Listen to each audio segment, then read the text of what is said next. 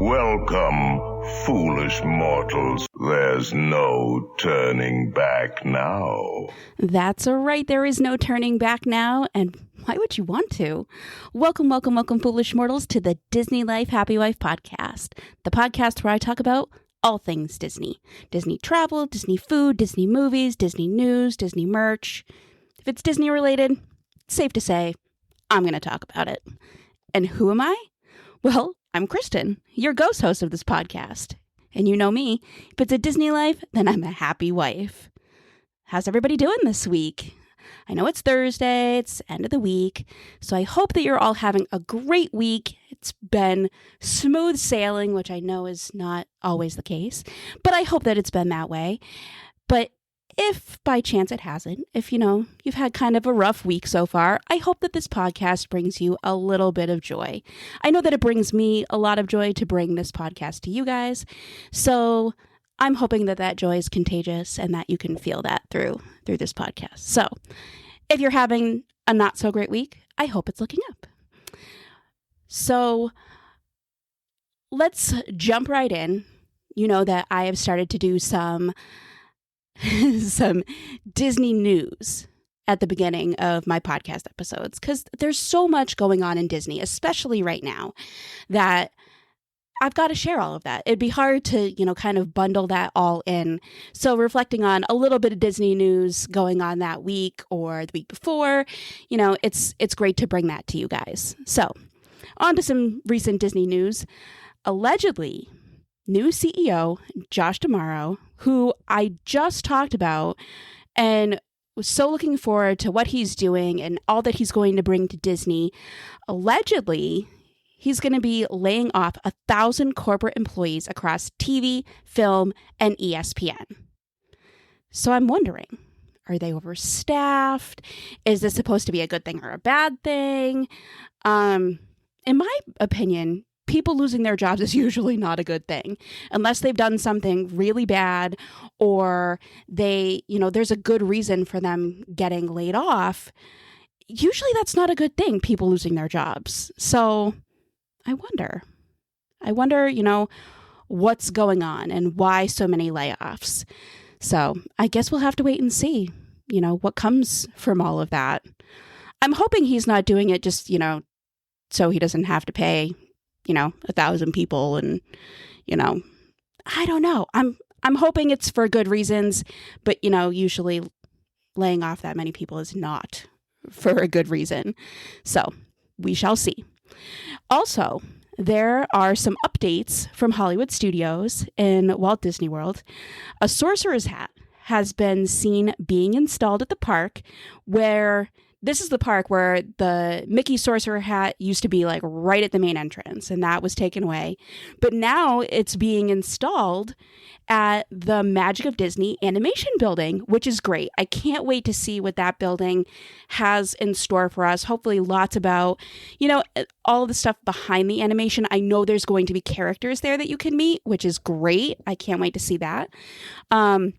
But I'm looking forward to seeing all of that when we go in June. So I can't wait to see that. From things that I've seen on social media, I know I saw Cody from the Lost Bros was talking about it, and he was showing kind of a video showing the hat being, constructed, I guess. And it looks super cool already. So I cannot wait to see that.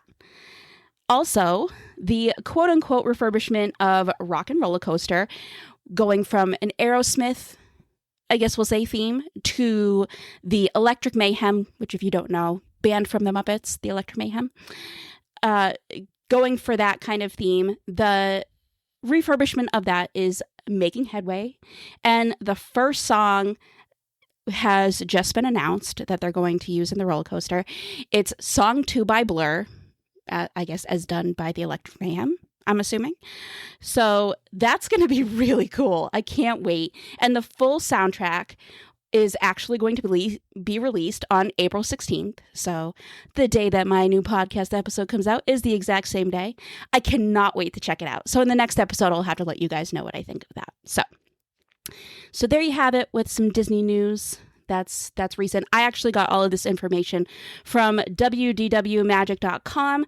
Definitely go and check them out. They have some great information on there if you're looking for Disney information and Disney news. So definitely check them out.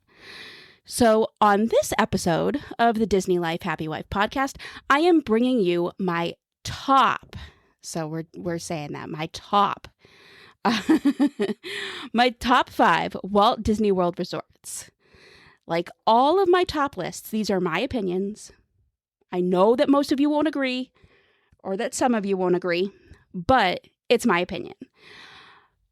What I would, so I would also like to know what you guys think, whether you agree with some of these and how much I love them, or if you would say, yeah, I don't really agree with that. I think, it shouldn't be up that high. It shouldn't even be on the list. So let me know what you think, and let me know what some of your favorites are, and I'll talk about those on the podcast. DM me, message me, or email me, and let me know. Okay? So now on to the list. Okay. So I am going to start off by saying this is a list that I made based on the resorts that I've actually stayed in. Now, I've been to some other resorts for, dining experiences and stuff, but haven't stayed there. So this is based on the list of resorts that I've stayed in. Hopefully I'll be able to change this list someday. It is on my bucket list to stay at every single Walt Disney World resort, and then eventually Disneyland, and all of them. It's my bucket list to go to every single Disney theme park. So staying at all the resorts, that just seems to make sense, right?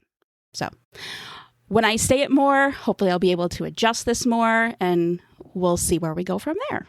So on to the list. Number 5 on this list is Port Orleans Riverside. Now, this is actually the only moderate resort that we have ever stayed at, which seems strange because the moderate resorts are great. They're in between the deluxe and the value. You're getting a good price, but you're getting kind of more than you would at the value resorts. So you'd think that I would have stayed at more, but we actually haven't. We've actually only stayed at Port Orleans Riverside, and we're adding one to the list. We're staying at Coronado Springs in June for a little bit. But as of right now, Port Orleans Riverside is the only one. I'll have to compare when on a future podcast and let you guys know. But we stayed there once. We've actually stayed there a few times, but we stayed there once with my in-laws, once when it was just the 3 of us and my best friend met up with us. And then Emily and I stayed there again when we went for the last dance trip 2 years ago. And now we're going to be staying there again when we come down in June. So for those who don't know, our trip in June is kind of a split stay. We missed the cutoff time to add more days at the beginning. So we're staying at Coronado until I think like June 28th. And then we're going to be over at Port Orleans after that. So we're excited. I do really like Port Orleans Riverside. I think it's a great, laid back kind of resort. So it's exciting. So they have so much to do there. There's so much to love. They have an amazing pool that has a water slide, which is so cool. Emily and I loved that when we went there, and I even went down it a couple of times. You see adults every once in a while. Mostly it's kids, but you see adults every once in a while going down, and I went down it, and I absolutely loved it. So there you go. Had to do that. And Emily insisted that I went down, but she loved it. She went on it way more than I did. So, and I think we actually saw some of her dance friends there while we were there. So that was nice. And yeah. So they also have smaller pools there tucked in between some of the buildings. I think there may be like 2 other small pools. There could be a third. I could be wrong. But we actually got to go to one of those pools, and those are way less crowded, way more laid back. And Emily got to, swim and play with one of her close dance friends there. And it was nice for me and her mom to hang out and talk, and for the girls to play. It was really cool. So if you're there and you're looking for a bit of a more laid back, relaxed, less noisy, less crowded vibe, definitely check out those smaller pools. I definitely recommend those. So the pools, big plus. You can also, I want to say it's every night. They have a horse-drawn carriage ride you can take. We did I don't remember what they're called. I want to say it's a pedal bike, but it's a 4-person bike. Emily actually was able to sit, I think it was in the front, and just sit. She didn't have to pedal. And it was really cool to have that. We really, really enjoyed it. We did that on the trip with my in-laws, so it was fun to do that. They have so much going on there. They have a great store and they have great food, which brings me to my next point that I love about Riverside. So not only is Riverside a boat ride away from Disney Springs and their plethora of dining options, but it's also, very close to Port Orleans French Quarter, which I guess is like its sister resort. You can walk to French Quarter. You can take the boat to French Quarter, which has some great food options, as well as the fantastic, famous beignets, which hopefully I will get to sample in this upcoming trip. I'm not sure, but I'm hoping to. But Riverside also has some amazing lounge/bar areas. They have a table service restaurant called Boat Rights and an amazing quick service dining area. The first time we went to Port Orleans Riverside, we did try Boat Rights, absolutely loved it, but we haven't been back since, because usually if we're doing a table service experience, then we're going to, one of the parks or Disney Springs, or maybe some other resorts, but usually we're checking some other things out. So the last time that we were there, Emily and I definitely checked out the quick service more than anything else there. It was great. We were able to, mobile order, and we would order food and eat in our room. It was just so convenient and so great. The food was delicious. We absolutely loved it. So it's definitely a huge plus. Yeah. So I think the first 2 times that we were there, we were lucky enough to stay in one of their princess themed rooms. It was so cute and so cool, especially when Emily was a princess loving girl at that point. She was all about the princesses, all about, I have to say, like, those were the characters that she loved the most at that point, were the princesses. I mean, she always loved them, but it was so cool. The decor in the rooms, decked out to the nines, especially with Tiana, big picture of Tiana. And the headboards to the beds actually had a button that you could push, and there were lights that would light up on the headboard that looked like fireworks. It was so cool. Emily would be pushing it constantly, or she'd have me pushing it. It was just so cool. I absolutely loved it. It was a great room. If you have little kids that love the princesses, definitely check those rooms out if you decide to stay there. So Port Orleans Riverside has so much to offer. It's such a great moderate resort. Definitely check it out. So number 4 on the list is Animal Kingdom Lodge. Right before the pandemic shut down, we were lucky enough to stay at the Jumbo House at Animal Kingdom Lodge. I have to start this by saying there is nothing like Animal Kingdom Lodge. And when you stay there, you have the luxury of seeing animals right outside your window if you have a Savannah View room.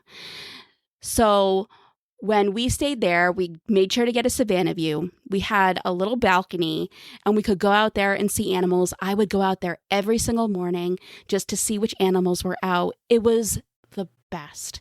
I loved it. I know we saw wildebeest. We saw giraffes.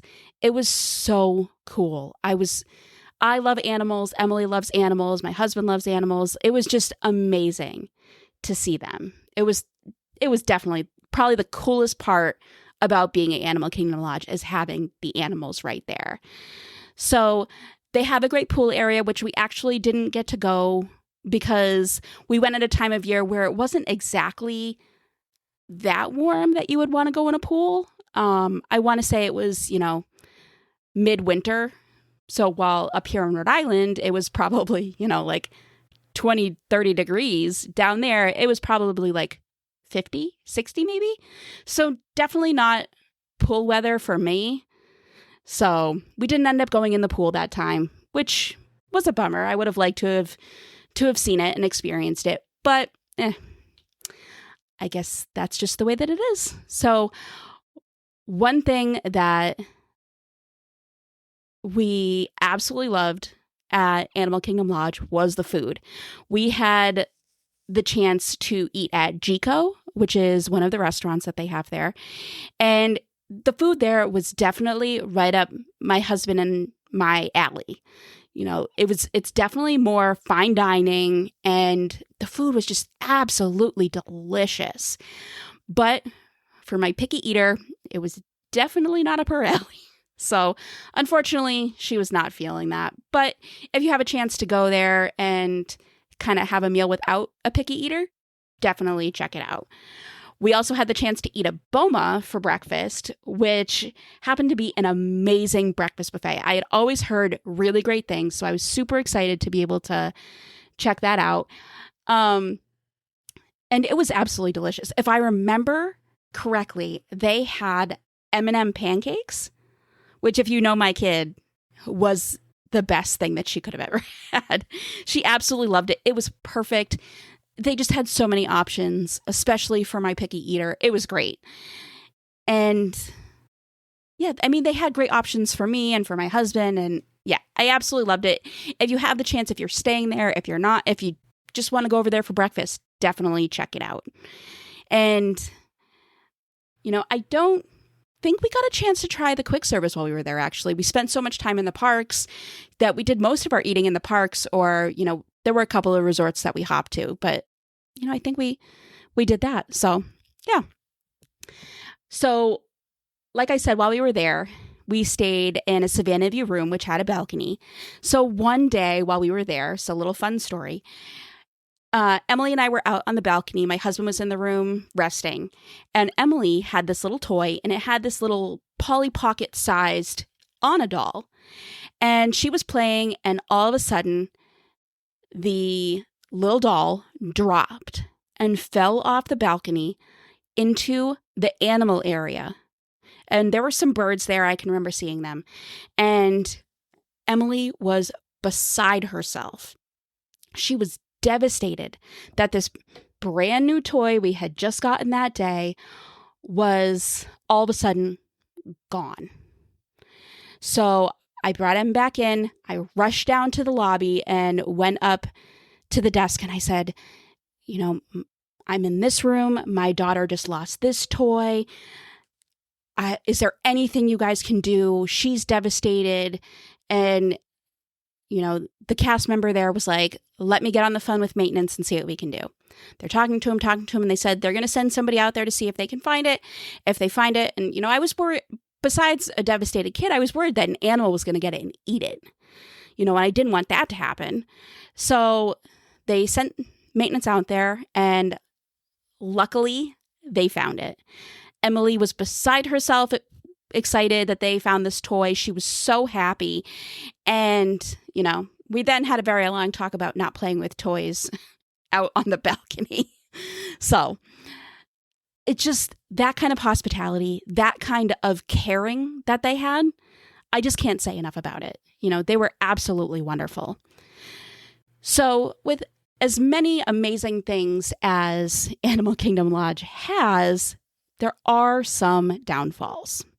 So the biggest downfall, I shouldn't say there's a few. The biggest downfall at Animal Kingdom Lodge is that it is so far from everything else. Yes, it's close to Animal Kingdom. And from our room, looking out from the balcony, we could see Everest. But it was far from everything else. The rides on the bus to Magic Kingdom or Epcot or Hollywood Studios was so much longer than it was from any other resort we've stayed at. So when you're trying to rush and get there for, a dining experience or a lightning lane or something like that, Animal Kingdom Lodge, you just want to make sure you factor in the time. So that's the only downfall, really, from Animal Kingdom Lodge. But in the end, I loved it. And I definitely think that I would stay there again. If Em ever wanted to, or, going down with friends and they wanted to stay there, I think I would stay there again. So number 3 on my list is Wilderness Lodge. Now, this resort has always been at the top of my husband's list. He had always wanted to stay there. So when we were looking for a resort for our land and sea trip, I was like, let's check out Wilderness Lodge. And that's what we did. And he was so excited about it. And I have to say, it was absolutely beautiful.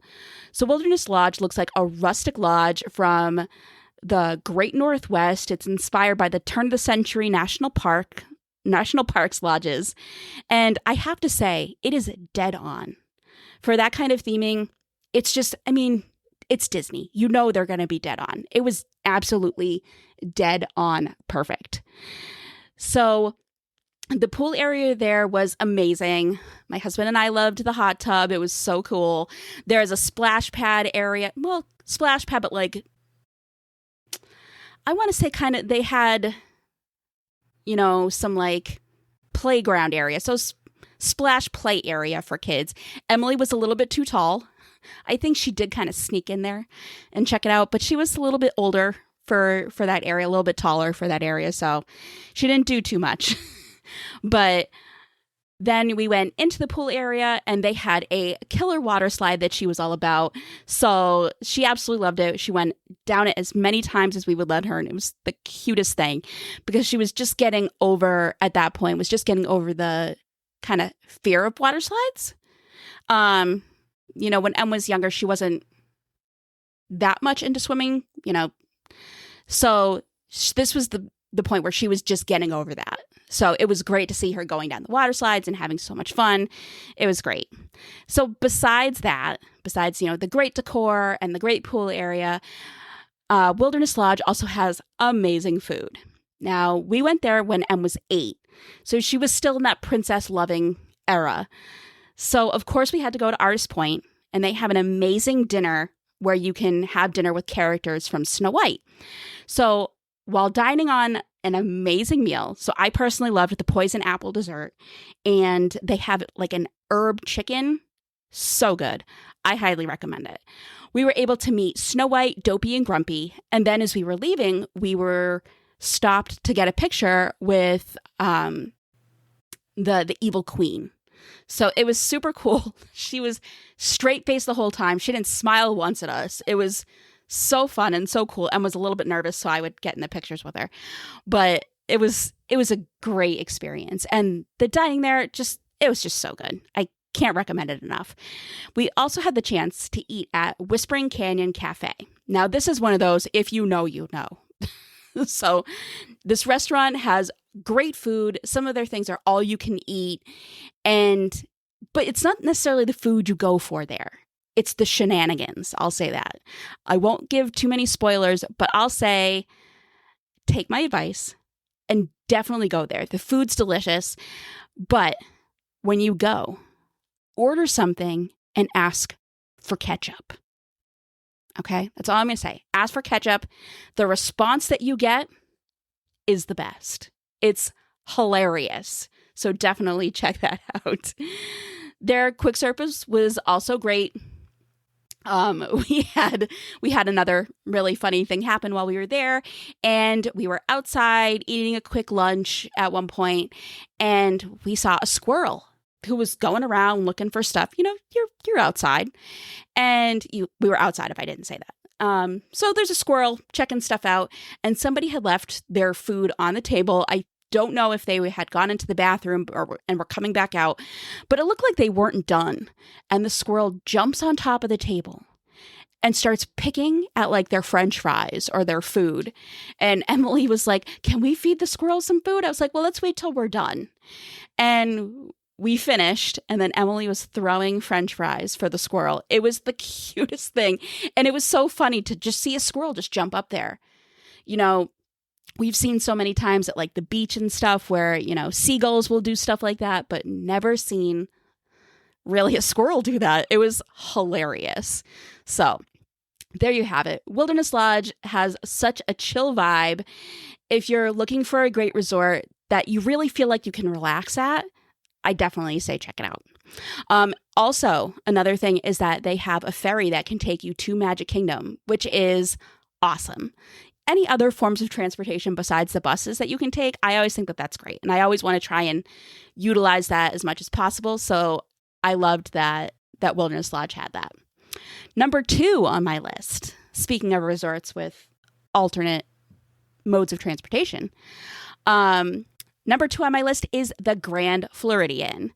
I would say that the Grand is probably the most bougie out of all of the Disney resorts.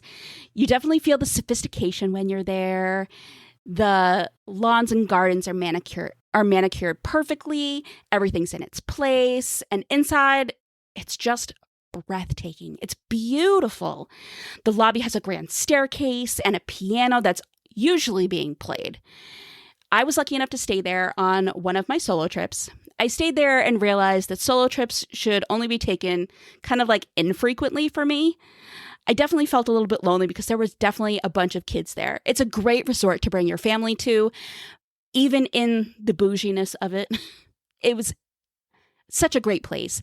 I saw some characters while I was there, which made me think of my daughter, which, didn't help the loneliness. But I still had a fantastic time there. The room and the whole resort was just beautiful. It's definitely probably one of my favorite rooms that I've ever stayed in was at the Grand Floridian. Okay. I didn't go into the pools while I was there. I was only there for a weekend. So I just kind of utilized, going to the parks and stuff. But we have gone to the Grand Floridian for something else. And that is the food. Now, there are so many dining options at the Grand Floridian. There's some very high-end ones.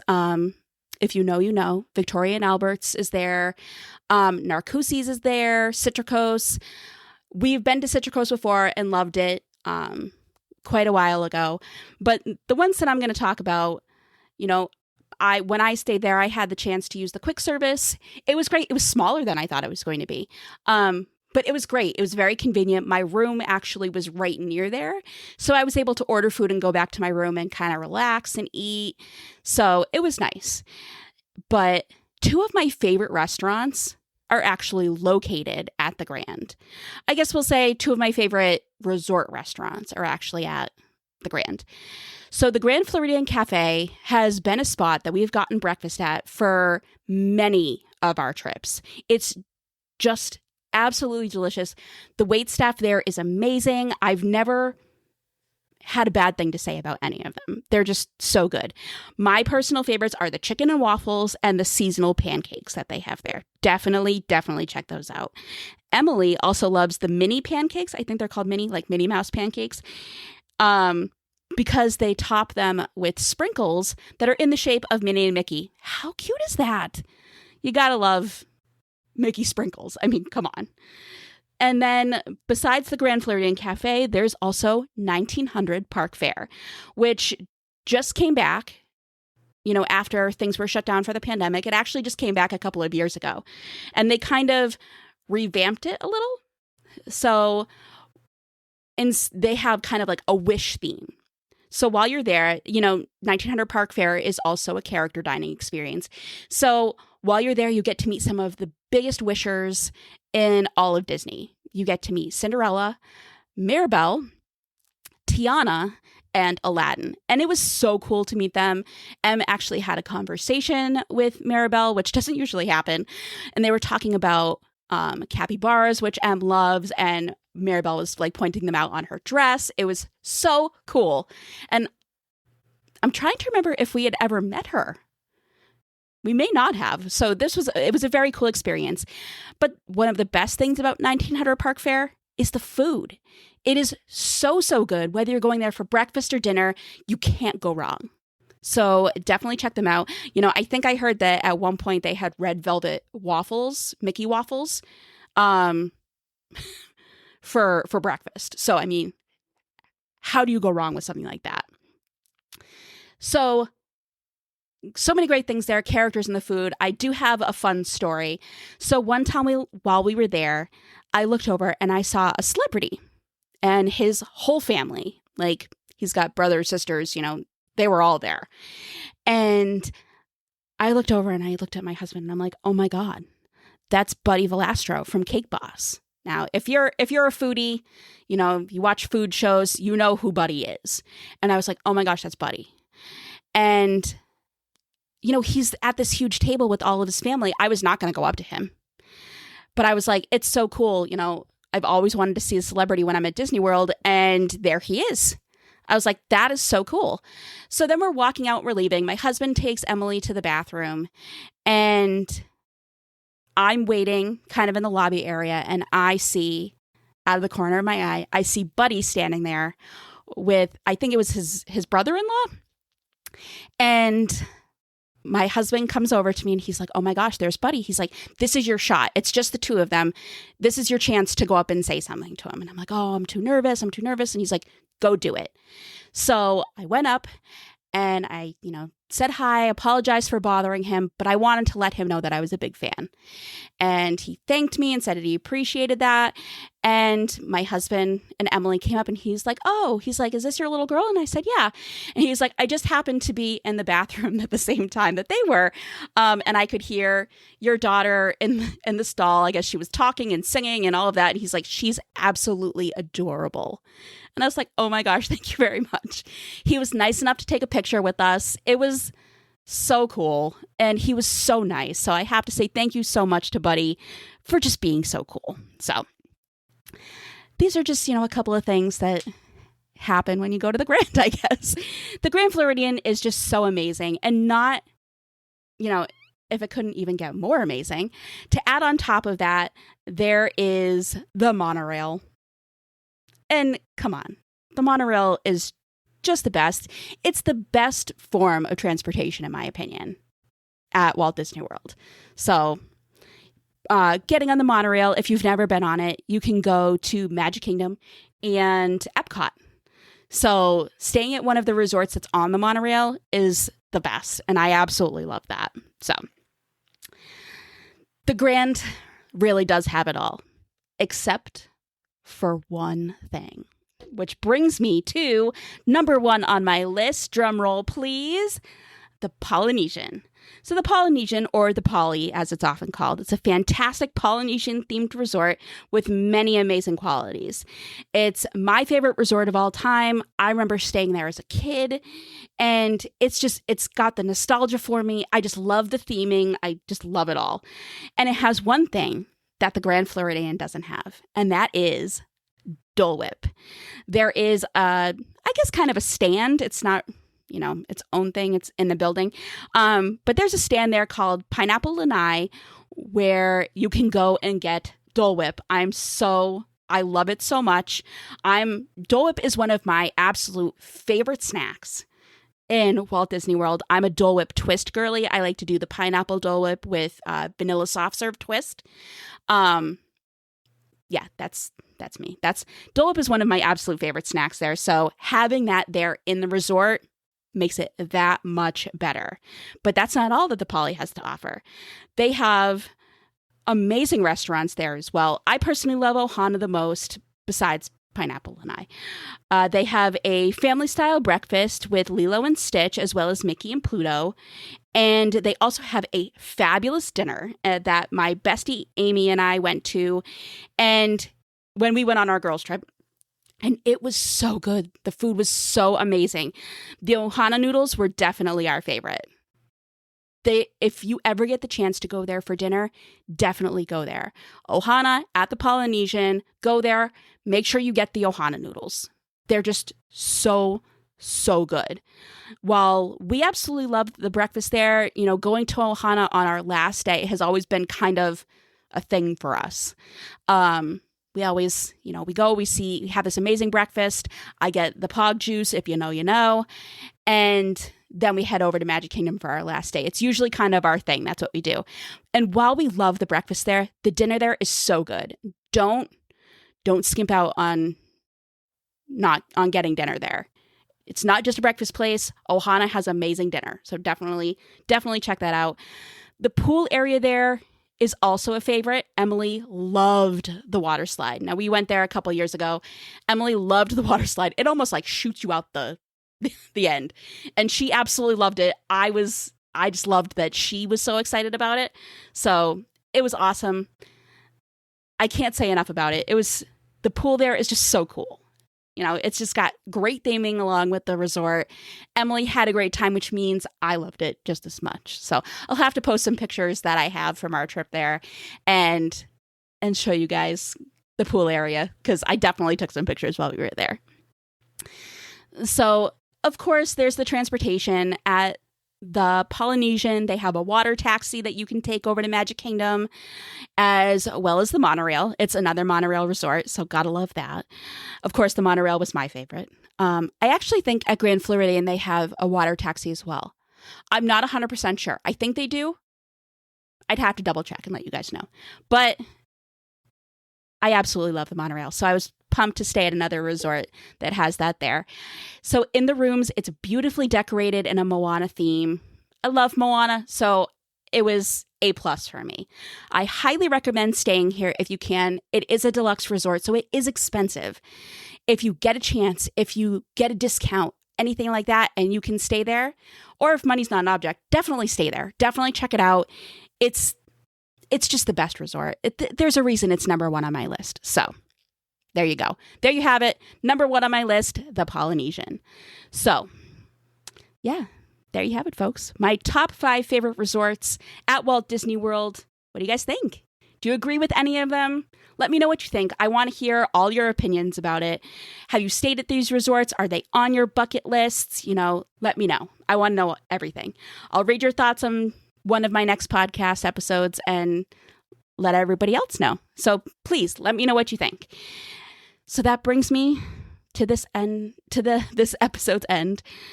So thank you for listening. As you know, you can listen to this podcast wherever you listen to podcasts, whether it's, Apple Podcasts or Spotify or Amazon. You can listen to the podcast anywhere, even on YouTube. So there you go. Check us out everywhere. Feel free to subscribe to the podcast and follow along with me on social media. I'm on Facebook and Instagram at Disney Life Happy Wife Podcast, all one word. So check us out. Rate and review the podcast. I love to know what you guys think and love to get, any ratings that you guys want to give me. Love it. So thank you for taking the time to listen to my podcast. It means the world to me. I love bringing my love of Disney to you guys, and I love knowing that you guys are listening. So thank you from the bottom of my heart. It really is such a joy that I get to bring this to you. So thank you. So I'll be back in a couple of weeks with another episode. And until then, thanks for listening, and I'll see you real soon. Now I and a ghost will follow you home. Hurry back. Hurry back.